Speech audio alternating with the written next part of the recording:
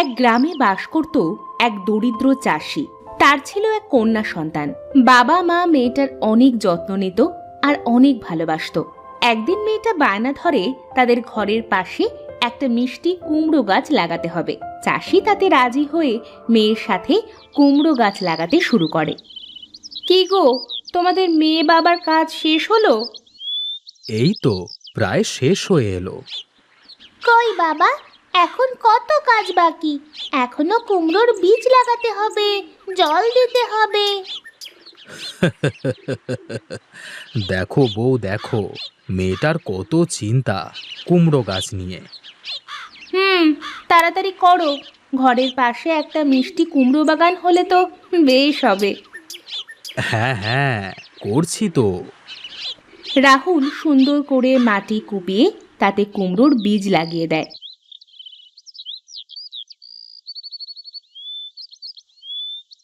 তারপর ছুটকি তাতে জল দেয়। এবার কাজ শেষ হলো। ও মা, চলো ঘরে চলো, বাবার যে খুব ক্ষুধা লেগেছে। হ্যাঁ হ্যাঁ, ওগো চলো চলো, ঘরে গিয়ে কিছু খেয়ে নাও তো। সেই সকাল থেকে দুইজন এই কাজ করতে লেগেছো, খাওয়া দাওয়া নাই, শুধু কাজ আর কাজ। হ্যাঁ হ্যাঁ বউ, চলো চলো। রাহুল আর মিতা ছুটকিকে নিয়ে ঘরে যায়। তারপর তাদের খাবার খাইতে দেয়। ওগো, মোড়ল মশাই তো কাল বলে গিয়েছিল কাজের কথা, যাবে না সেখানে? হ্যাঁ হ্যাঁ, যাবো তো।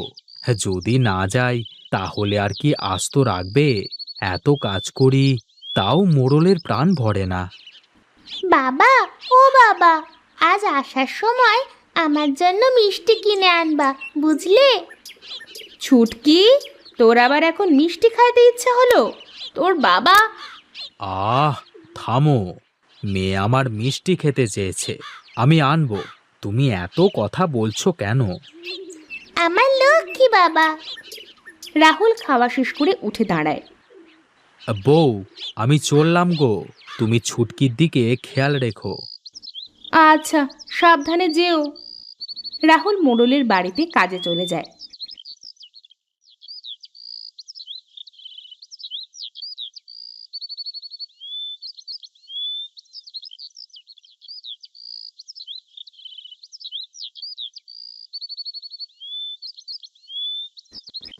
কিরে, তোর এই আসবার সময় হলো? এই তো আসলাম কর্তাবাবু। এই তো আসলাম কাইতে বাবু। কত সহজ কথা। বলি, তোর কি বেলা কখন হয় শুনি? বাড়িতে একটু কাজের জন্য দেরি হয়ে গেল। তোর বাড়ির কাজ করতে দেরি হয়ে গেছে? বলি, আমার বাড়ির কাজ কবে করবি? আমি আমি এক্ষুনি করে দিচ্ছি। রাহুল, তোকে যে কথাটা বলেছিলাম সেটার কি হলো? মোড়ল মশাই, দয়া করুন, আমার বাপের ভিটা ছাড়া আর কোনো জায়গা জমি নেই, আর আপনি সেটাই কেড়ে নিতে চাইছেন। কেড়ে নেব কেন? তোকে ভালো দাম দিয়ে কিনে নেব, ভেবে দেখ। আর তুই যদি ভালোই ভালোই না দিস তাহলে... আচ্ছা যা, এখন আমার বাগানটা পরিষ্কার কর দেখি। রাহুল কোনো কথা না বলে কাজে চলে যায়। সারাদিন বাগানে কাজ করতে থাকে। বিকালে মোড়ল রাহুলের কাছে আসে। কিরে, তোর কাজ কতদূর হলো? এই তো কর্তাবাবু, প্রায় শেষ। যাক, ভালোই তো পরিষ্কার করেছিস দেখছি। আচ্ছা, কাজ শেষ করে বাড়িতে চলে যা। আর শোন, ওই কথাটা একটু চিন্তা করে বলিস, কেমন? কর্তাবাবু, বলছিলাম কি, আজকের কাজের টাকাটা যদি আমাকে দিতেন। টাকা নিবি? ভালো কথা। এই নে, ধর তোর টাকা। এত কম টাকা? যা দিয়েছি তাই নিয়ে এখান থেকে ভাগ বলছি, ভাগ, না হলে লাঠিল দিয়ে মেরে পিঠে চামড়া তুলে দেব। রাহুল ভয় কোনো কথা না বলে টাকা নিয়ে সেখান থেকে চলে যায়। হে ওপরওয়ালা, এই অত্যাচারী মোড়লের তুমি বিচার করো, তুমি বিচার করো। যাই, এখন এই টাকা নিয়ে মেয়ের জন্য মিষ্টি কিনে নিয়ে বাড়িতে যাই। এই বলে রাহুল বাজারে মিষ্টির দোকানে যায়। আরে রাহুল দাদা যে, অনেকদিন পর আসলে যে আমার দোকানে, তা কি মনে করে? দাদা, আমাকে 5 টাকার মিষ্টি দাও তো, মেয়েটা মিষ্টি খাবে বলে বায়না ধরেছে। দাঁড়াও, দিচ্ছি। এই বলে কার্তিক 5 টাকার মিষ্টি দেয়। রাহুল টাকা নিয়ে বাড়িতে ফিরে আসে।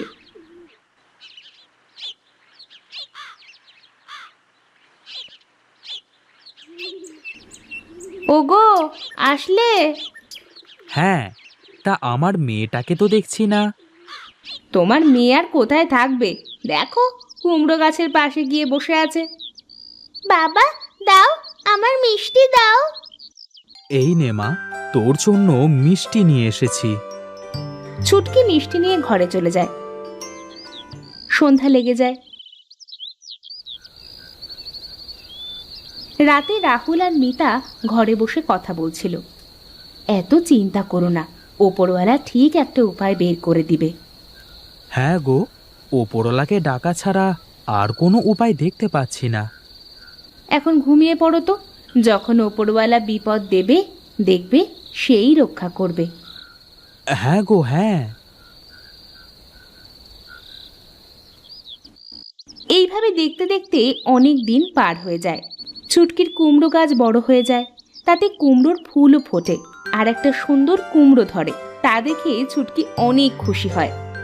কি মজা, কি মজা, আমার গাছে কুমড়ো ধরেছে। হ্যাঁ রে মা, হ্যাঁ। দেখো বাবা, দেখো আরো কত ফুল ফুটেছে। আচ্ছা মা, তুই তাহলে থাক, আমি কাজে বের হলাম। আচ্ছা বাবা। রাহুল কাজে চলে যায়। এমন সময় সেখানে একটা ভিক্ষুক আসে। আমাকে কিছু সাহায্য করবে দাদু ভাই? সাহায্য? হ্যাঁ বলুন, আপনাকে কিভাবে সাহায্য করতে পারি? তোমার গাছের ওই কুমড়ো আমাকে দেবে দাদু ভাই? আপনাকে দেখে তো মনে হচ্ছে আপনি অনেক ক্ষুধার্ত। দাঁড়ান, আপনার জন্য আমি ভাত নিয়ে আসছি। ভাত খেয়ে তারপর কুমড়ো নিয়ে যাবেন। ছুটকি এই বলে ঘরের মধ্যে যায়। তারপর ভাত আর তরকারি নিয়ে এসে ভিক্ষুককে খেতে দেয়।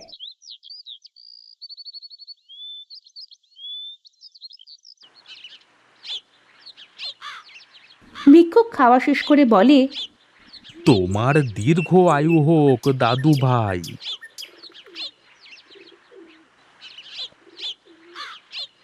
ছুটকি গিয়ে তাদের কুমড়োটা তুলে নিয়ে সে ভিক্ষুককে দেয়, আর তা নিয়ে ভিক্ষুক চলে যায়।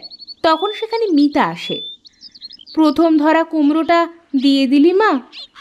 হ্যাঁ মা, প্রথম ধরা কুমড়োটা আমি একজন অসহায় মানুষকে দিয়েছি। দেখো মা, আমাদের গাছে অনেক ফুল ধরেছে, আবারও কুমড়ো ধরবে। আচ্ছা মা, চল ঘরে চল। মিতা আর ছুটকি ঘরের মধ্যে চলে যায়। এইদিকে মোড়ল রাহুলকে বলে, রাহুল, কাজটা তুই ভালো করলি না। তোকে অনেক সময় দিয়েছি, কিন্তু আমার কোনো কথাই তুই শুনলি না। আমার পক্ষে আপনার দেওয়া প্রস্তাব মানা সম্ভব নয় কর্তাবাবু। কি? তুই আমার মুখের উপর এত বড় কথা বলিস? দাঁড়া, আমিও দেখছি তুই এই গ্রামে কিভাবে থাকিস। আর না, আমি আপনাকে দেখে আর ভয় পাচ্ছি না। অনেক হয়েছে, আপনার যা খুশি আপনি করুন। এই বলে রাহুল সেখান থেকে চলে যায়। মোড়ল রাগে ফুলতে থাকে। নায়েব, এই নায়েব। মোড়লের চিৎকার শুনে সেখানে নায়েব ছুটে আসে। হ্যাঁ কর্তাবাবু, বলুন। কোথায় থাকিস তুই? শোন, রাহুল আজ আমার সাথে বেয়াদবি করেছে। আজ তুই লোকজন নিয়ে গিয়ে ওর বাড়িতে আগুন লাগিয়ে দিয়ে আসবি। দেখি ও কোথায় থাকে। ঠিক আছে, ঠিক আছে কর্তাবাবু।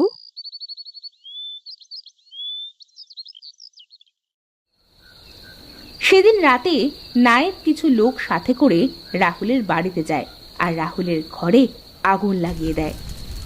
এই চল চল, এখন আমরা কেটে পড়ি। এই বলে নায়েব লোকজন নিয়ে সেখান থেকে চলে যায়। এইদিকে ঘরের মধ্যে থেকে রাহুল বলে, এ কি বউ, কি যেন বাইরে পুড়ে যাচ্ছে মনে হচ্ছে। হ্যাঁ হ্যাঁ তাই তো, চলো চলো তো বাইরে গিয়ে দেখি। রাহুল, মিতা, ছুটকি বাইরে বেরিয়ে আসে আর দেখে তাদের ঘরের চালের ওপর আগুন লেগেছে। হায় হায় হায় হায়, ওগো ওগো, এই যে আমাদের ঘরে আগুন লেগেছে গো। আগুন আগুন, কেউ আছো? আমাদেরকে বাঁচাও, আমাদের ঘরে আগুন লেগেছে। ছুটকি আর রাহুলের চেঁচামেচিতে গ্রামের লোক জড়ো হয়, কিন্তু সকলে জল আনতে আনতে তাদের ঘর পুড়ে ছাই হয়ে যায়। কত বড় সর্বনাশ হয়ে গেল রাহুল তোর, আমরা যে কিছুই করতে পারলাম না রে। এই চলো চলো সবাই বাড়িতে যাই, চলো। গ্রামের সকলে চলে যায়। রাহুল, মিতা, ছুটকি কান্না করতে থাকে। এমন সময় সেখানে সেই ভিক্ষুক দৃশ্যমান হয়। কাঁদিস না দাদু ভাই, আমাদের যে বাড়ি ঘর সব পুড়ে গেল, আমরা এখন কোথায় থাকবো?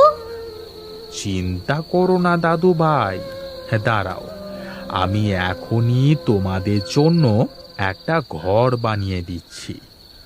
এই বলে ভিক্ষুক একটা সোনালী কুমড়ার বাড়ি বানিয়ে দিল। কি দেখছি, এই যে কুমড়োর ঘর। হ্যাঁ, আজ থেকে তোমরা সবাই এই বাড়িতেই থাকবে।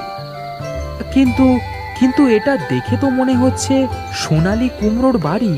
যদি চোর এসে এই কুমড়ো কেটে নিয়ে যায়? চিন্তা করো না, এই বাড়ি কেউ ছুঁতে পারবে না। যদি কেউ খারাপ উদ্দেশ্য নিয়ে এই বাড়ি ছুঁতে যায়, তাহলে সাথে সাথে তার গায়ে আগুন লেগে মারা যাবে। আমি এখন চলি, কেমন?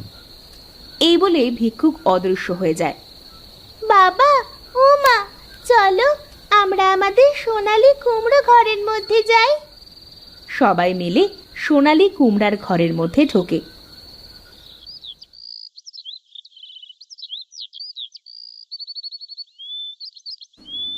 পরের দিন গ্রামের সকলে সোনালী কুমড়োর বাড়ি দেখতে ভিড় জমায়।